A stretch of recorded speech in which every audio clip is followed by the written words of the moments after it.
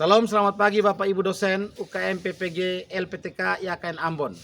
Perkenalkan, nama saya Adi William Friedi, MTH, peserta UKM PPG Pendidikan Agama Kristen LPTK IAKN Ambon tahun 2025 dengan NIM 1520250104045 yang dilaksanakan pada hari ini Kamis 9 Oktober 2025. Saya berasal dari SMTK KYP Kota Kupang.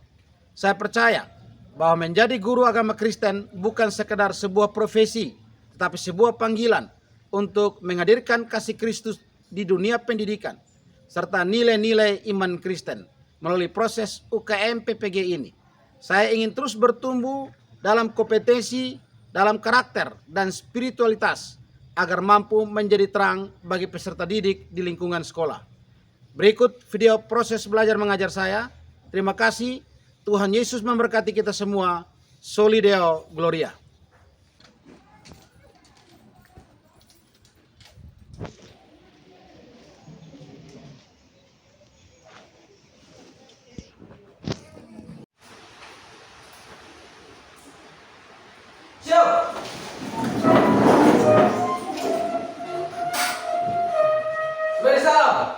Selamat pagi, Pak.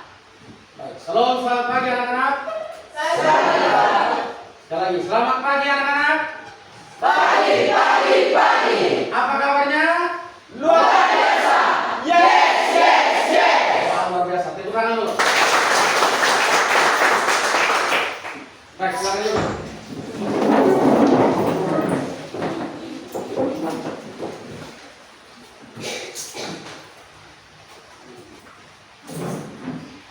Baik, jadi sebelum kita mulai dengan pembelajaran kita ya, mata pelajaran pendidikan agama Kristen dan budi pekerti pada hari ini, saya minta salah satu anak pimpin kita dalam doa. Mari kita berdoa. Tuhan Yesus, sekarang kami akan mulai dengan pelajaran pendidikan agama Kristen dan budi pekerti. Kiranya Engkau memberkati kami dari awal hingga pada berakhir dengan baik. Inilah doa kami. Amin.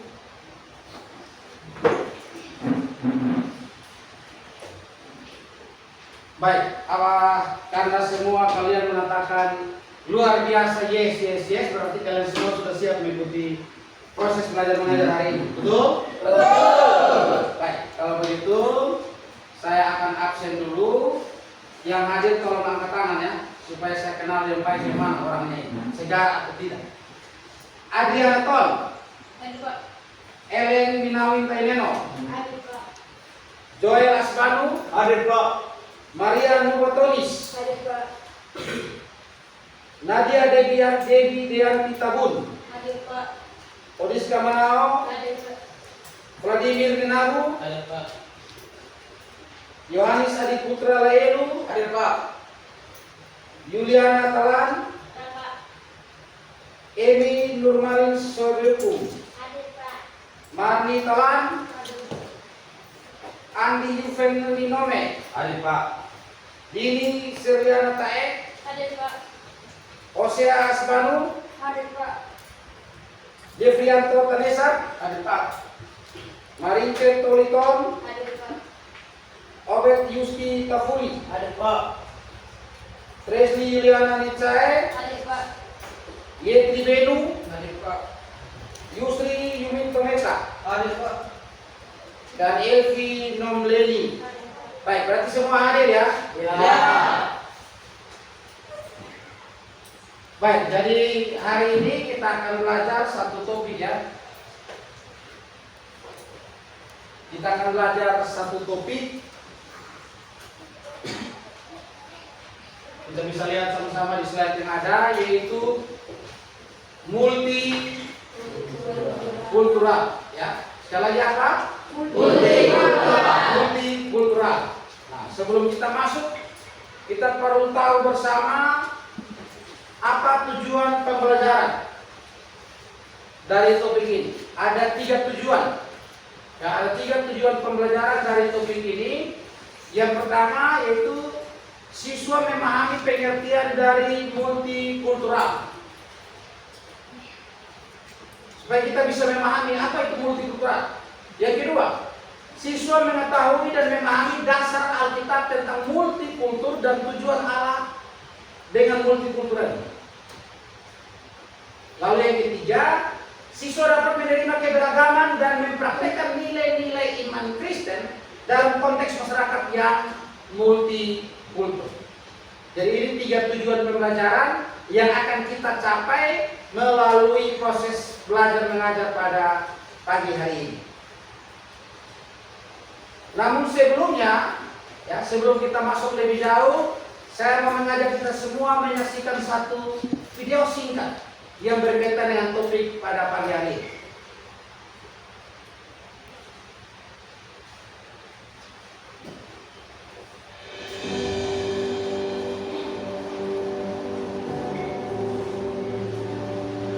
Semua menyaksikan yang baik ya, merekam dan catat poin-poinnya.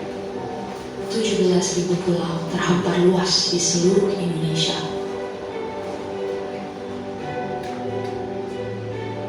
Lebih dari 700 bahasa, 300 suku, beragam budaya dan agama,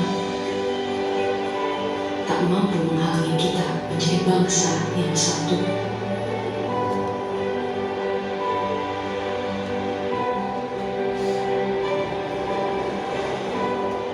Pekerjaan besar memang untuk bisa melihat Indonesia dari mata yang sama dan bukan dari sudut pandang yang berbeda.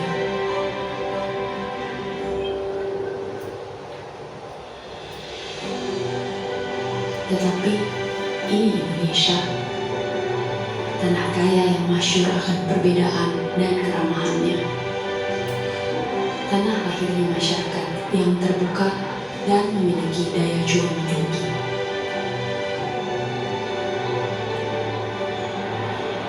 Cukuplah Indonesia diikat dan dirajut oleh Pancasila yang di bawah naungannya hidup kita damai dan tentram selama berpuluh tahun. Mari beri Pancasila roh yang hidup, yang bineka tunggal ika, yang walaupun berbeda, kita tetap satu, tetap Indonesia. Bineka Tunggal Ika.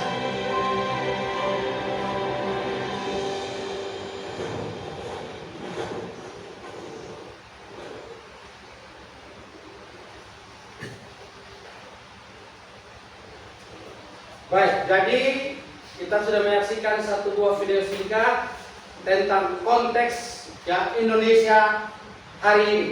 Nah, oleh karena itu sekarang saya akan bertanya dulu. Pernah dengar tentang kata multikultur? Benar. Oke, kalau demikian, siapa yang bisa berikan pengertian sederhana yang kalian pahami apa itu multikultur? Silakan. Oke, Yohanes dulu. Menurut saya multikultur itu berbicara mengenai keragaman budaya yang ada. Multikultur itu keragaman budaya yang ada. Oke, bagus. Ya, ada lagi Atri, silakan. Menurut saya, multikultural berbicara mengenai suku, budaya, agama, dan ras. Oke, suku, budaya, agama, ya. Jadi tidak hanya agama saja, tidak suku saja, tapi budaya. Jadi lebih kompleks. Intinya keberagaman dalam keperbagaian. Jadi luar biasa ya. Kita tepuk tangan buat mereka berdua. Dan saya yakin bukan hanya Atri dan Yohanes, tapi kalian semua pasti punya pemahaman tentang apa itu multikultur sesuai dengan informasi yang pernah kalian dapat. Nah, apa itu multikultur? Kata multikultur berasal dari 2 kata, yaitu multi yang berarti banyak atau lebih dari satu, dan kultur yang berarti budaya atau kebudayaan. Ya. Multi yang berarti banyak atau lebih dari satu, berarti bukan hanya satu, ada banyak, ada ragam, ya ada beragam. Dan kultur yang berarti budaya atau kebudayaan. Jadi multikultur dapat diartikan keragaman budaya seperti suku, ras, agama yang ada dalam suatu masyarakat atau suatu negara. Itu disebut dengan multikultur. Ya. Jadi keragaman budaya seperti suku, ras, agama dalam suatu masyarakat atau suatu negara itu disebut dengan multikultur. Nah, adanya keragaman berarti apa? Berarti ada perbedaan. Perbedaan antara apa? Antara satu budaya dengan budaya yang lain, antara satu suku dengan suku yang lain, antara satu agama dengan agama yang lain. Ya, jadi ada perbedaan, tidak sama. Mungkin ada hal-hal tertentu yang mirip, tapi ada ciri khas yang membedakan satu dengan yang lain. Itulah multikultur. Jadi dalam multikultur kata kuncinya ada perbedaan karena ada keragaman. Ya, itu prinsip ya yang harus kalian pahami. Nah, kalau demikian, apa itu masyarakat multikultur? Karena multikultur berarti beragam budaya, beragam ras, agama dan sebagainya. Maka masyarakat multikultur itu apa? Sekelompok manusia yang tinggal dan hidup menetap di suatu tempat yang memiliki kebudayaan dan ciri khas tersendiri dan mampu membedakan antara suatu masyarakat atau kebudayaan dengan masyarakat atau kebudayaan lain. Jadi masyarakat multikultur adalah masyarakat yang tinggal di satu tempat. Di situ ada beragam budaya, beragam suku, dia bisa membedakan satu dengan yang lain. Itu masyarakat yang multikultur. Ya, kita berikan contoh, misalnya di BTN. Di BTN sini yang tinggal bukan hanya orang Timur, bukan hanya orang Hedong, tapi ada orang Jawa, ada orang Bali, ada Roti, ada Sabu. Dari sisi suku saja ini sudah multikultur. Ada agama apa? Ada agama Hindu, ada agama Islam, ada agama Kristen. Berarti ini sudah multikultur. Kalau hanya satu warna saja, nah itu bukan multikultur. Tapi ini menunjukkan bahwa memang BTN sudah termasuk masyarakat yang multikultur. Ya, konteks masyarakat yang tinggal di BTN sudah multikultur. Nah, agar kita bisa pahami lebih jauh, mengapa sampai ada multikultur? Siapa yang cipta ini multikultur? Apa kata Alkitab tentang multikultur ini? Dan apa tujuan Tuhan dengan mengizinkan atau adanya multikultur ini di dunia ini? Nah, supaya kita bisa pahami lebih jauh ini, sesuai dengan tujuan pembelajaran kita tadi, maka saya akan bentuk kelompok diskusi. Saya bagi dalam 6 kelompok, ya. Jadi saya bagi dalam 6 kelompok. Yang pertama, ya, kelompok yang pertama itu kelompoknya Hosea. Jadi Hosea, Vladimir, Adi dengan Rianto. Ya, silakan berhadapan untuk satu kelompok. Kemudian Yetri, Joel, Atri dan Obed satu kelompok. Meti, Silvi, Poniska dan Tracy satu kelompok. Kelompok 3. Kelompok 4, Helen, Devi, Yuli dan Dini. Kelompok 5, Marni, Mir, Maria, Nur dan Rizky. Dan kelompok terakhir hanya 2 orang, Yohanes dan Bilto. Silakan berhadapan. Apa yang didiskusikan? Coba perhatikan di sini. Yang didiskusikan adalah yang pertama, kelompok 1, kelompok Hosea itu membaca Kejadian pasal 11 ayat 1 sampai 6 dan Kisah 17 ayat 26. Baca dan kalian gali, pahami berdasarkan ayat itu. Apa kata-kata atau apa yang tersirat dalam ayat itu berkaitan dengan multikultur, berkaitan dengan keberagaman. Kemudian kelompok 2, Matius 22 ayat 37 sampai 39. Itu Yetri, ya, sama. Apa yang dikatakan ayat itu berkaitan dengan multikultur. Kemudian kelompok 3, Galatia 3 ayat 28, itu kita punya kelompok, sama apa yang dikatakan ayat itu tentang multikultur. Kelompok 4, kelompoknya Debbie, Matius 15 ayat 21 sampai 28 dan Yohanes 4 ayat 1 sampai 27. Kemudian kelompok 5, Marni, Lukas 7 ayat 1 sampai 10 dan kelompok 6 Yohanes, yaitu Kejadian 1 ayat 26 sampai 28. Saya kasih waktu jangan lama-lama ya, paling lama 3 menit. Dari sekarang, silakan.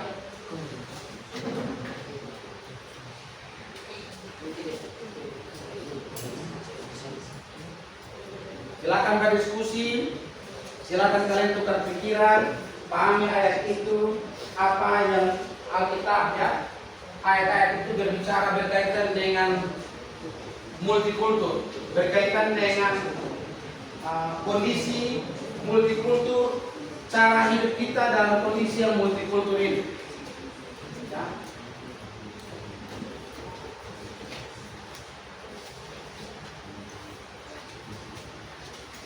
Semuanya baca Alkitab, semuanya berikan pendapat, kemudian disimpulkan, dicatat, dan saya akan berikan kesempatan satu orang juru bicara dari tiap kelompok membacakan hasil.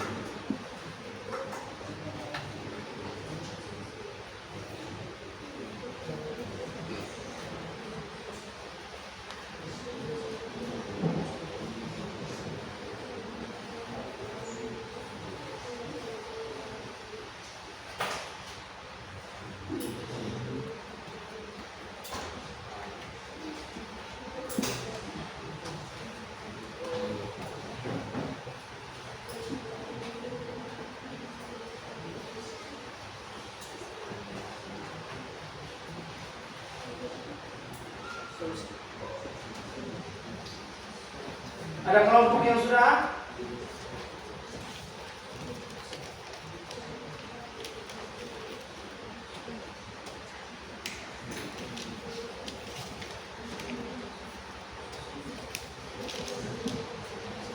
Satu menit lagi.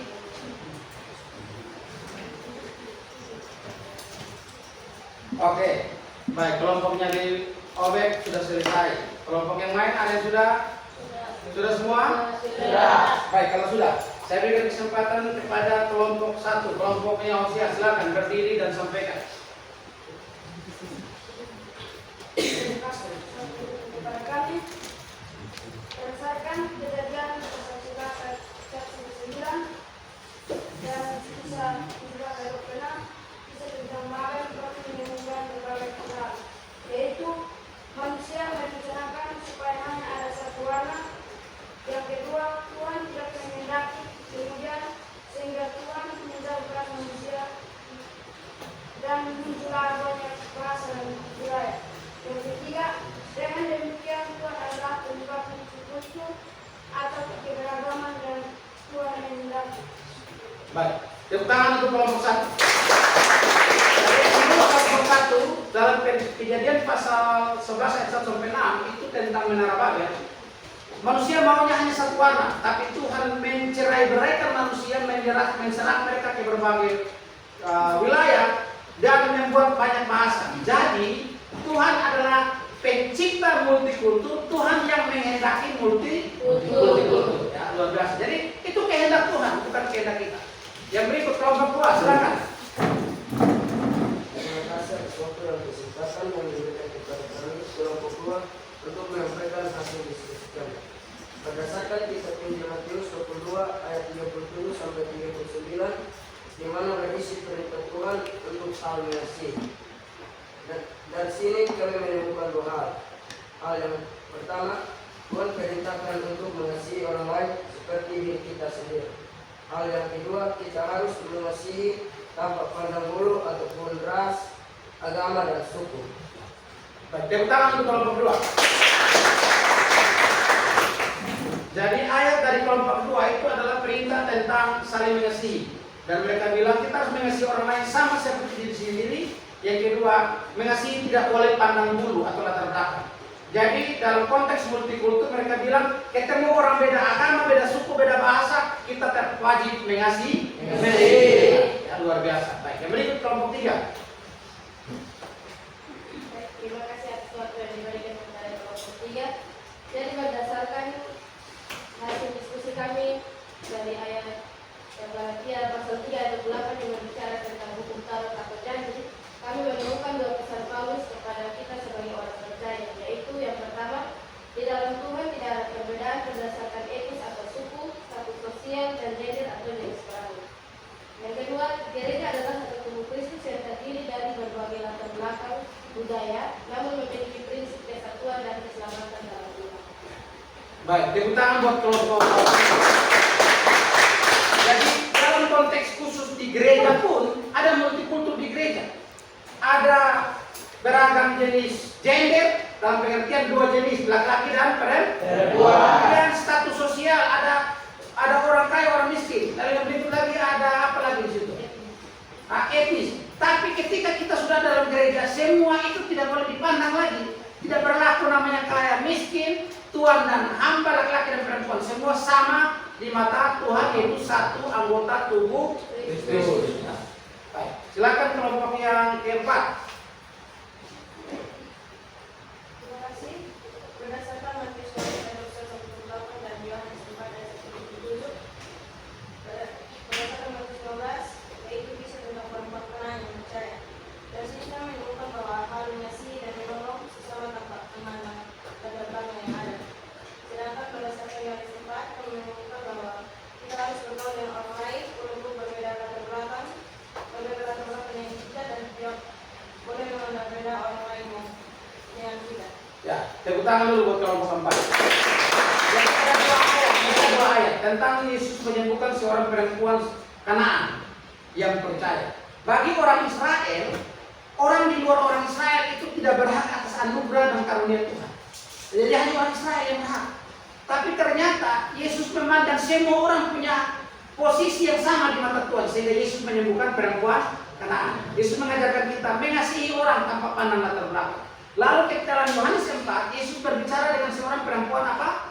Samaria. Nah, bagi orang Israel tidak boleh bergaul dengan orang Samaria. Itu dilarang karena dianggap bangsa yang rendah, bangsa kafir. Tapi Yesus bergaul dengan orang Samaria. Yesus mengajarkan semua orang sama di mata Tuhan. Kita harus bergaul dengan apapun latar belakang orang itu. Baik, terima kasih. Kelompok yang kelima. Baik, terima kasih. Berdasarkan Injil Lukas pasal 7 ayat 1-10 tentang kisah di mana Yesus menyembuhkan hamba seorang penduduk di Kapernaum. Dari kelompok kami menemukan salah satu hal penting, yaitu kita harus mau menolong orang lain sekalipun orang itu berbeda keyakinan, suku dan agama dengan kita. Tetapi kita harus menolong tanpa konflik. Jadi perhatikan, dalam konteks Yesus menyembuhkan hamba seorang perwira ini seorang Romawi, berarti bukan orang Yahudi. Yang kedua, dia minta Yesus datang ke sana dan Yesus pergi. Jadi ada dua hal dari kelompok 5 ini, ya, di mana bahwa mereka melihat bahwa menolong tanpa pandang latar belakang, menolong tanpa pamrih. Yesus rela pergi ke sana tanpa dibayar, dia mau menolong. Jadi kita harus melakukan seperti itu. Ini pesan yang didapat dari kelompok 5. Tepuk tangan buat kelompok 5. Yang terakhir, kelompok 6. Terima kasih atas kesempatannya. Berdasarkan Kejadian pasal 1 ayat 26-28 yang berbicara mengenai penciptaan alam semesta, kita menemukan suatu pesan bahwa semua manusia dicipta segambar dan serupa dengan Allah. Jadi kita sebagai manusia tidak boleh memandang antara manusia yang satu dengan manusia yang lain. Baik, tepuk tangan buat kelompok terakhir. Jadi perhatikan sini, ini prinsip teologisnya. Semua manusia dicipta apa? Segambar, serupa dengan Allah. Jadi orang yang berbeda agama dengan kita, dia pun segambar serupa dengan Allah. Orang yang berbeda suku dengan kita, dia pun segambar dan serupa dengan Allah. Kalau demikian berarti apa? Kepada orang yang berbeda dengan kita pun kita harus wajib saling mengasihi. Lalu saling mengasihi, saling menghargai. Ya. Tidak boleh kita mau menghina, merendahkan orang yang berbeda dengan kita. Baik, dari ini kita lihat dari teks-teks Alkitab baik perjanjian lama maupun perjanjian baru, kita bisa dapat kesimpulan bahwa yang pertama, multikultur itu dicipta dan dikehendaki oleh Allah. Yang kedua, bahwa sebagai orang Kristen dalam konteks masyarakat yang multikultur, kita wajib apa? Mensyukuri itu, karena itu adalah ciptaan Tuhan, itu yang dikehendaki Tuhan. Yang ketiga, kita wajib menjaga dan merawat dengan hidup saling apa? Menghargai dan mengasihi. Ya, tanpa pandang latar belakang, tanpa pandang suku, agama dan lain sebagainya. Nah, kalau demikian, seandainya kalian pulang dari sini ke tempat tinggal kalian, di tengah perjalanan ketemu orang yang berbeda agama dengan kalian, lagi celaka di jalan dan tidak ada orang lain di situ, apa yang akan kalian lakukan? Mengapa kalian menolong? Karena kita harus menolong tanpa pandang latar belakang siapapun dia. Dia adalah manusia yang sama dengan kita, punya nilai, harkat, martabat yang sama di mata Tuhan. Baik, jadi inilah materi kita hari ini tentang multikultur. Semoga dengan kita mempelajari tentang multikultur ini, kita bisa mempraktekkan nilai-nilai Kristiani di tengah-tengah masyarakat yang multikultur, sehingga tercipta toleransi dan kebinekaan sesuai dengan apa yang ada dalam video kita tadi. Indonesia terdiri dari 700 pulau, kurang lebih berapa bahasa? 700 kurang lebih 17 bahasa, 300 suku dan beragam budaya, tapi semua menyatu dalam satu bangsa dan negara Indonesia yang berbineka tunggal ika, berbeda-beda tapi satu. Kiranya materi pada pagi hari ini yang Pak sampaikan boleh dimengerti dengan baik dan boleh kita semua mempraktekkan itu dalam kehidupan kita hari lepas hari sebagai orang Kristen. Ya, sebagai penutup, sebelum kita berdoa, mari kita menyanyikan bersama satu buah lagu, Tuhan cinta semua anak. Semua tahu lagu ini? Tahu. Hosea pimpin kita kalau menyanyikan lagu ini. Silakan. Tuhan cinta semua anak, satu dua tiga. Tuhan cinta semua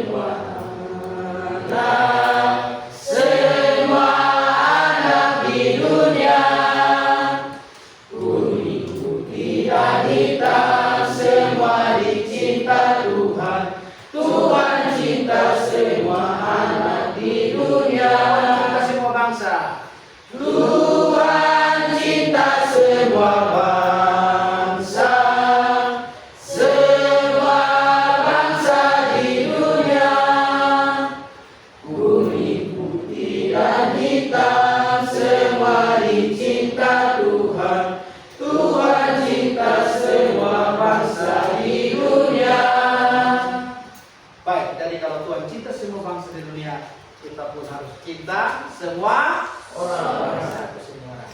Kita akan berdoa. Doa pulang ini dipimpin oleh Deng. Silakan.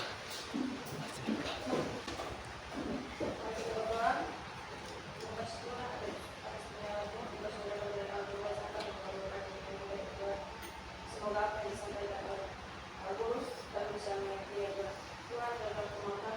Amin. Baik, dari pertemuan kita telah selesai. Sampai jumpa di minggu berikutnya. Tetap semangat, tetap jaga toleransi, tetap hidup dalam Bhinneka Tunggal Ika. Saya minta semua berdiri dulu. Mari pulang dengan tetap menjaga merawat toleransi, hidup dalam kebinekaan, agar Indonesia dan khususnya ya Kota Kupang tercinta tetap aman dan damai. Siap? Siap. Luar biasa. Tepuk tangan dong.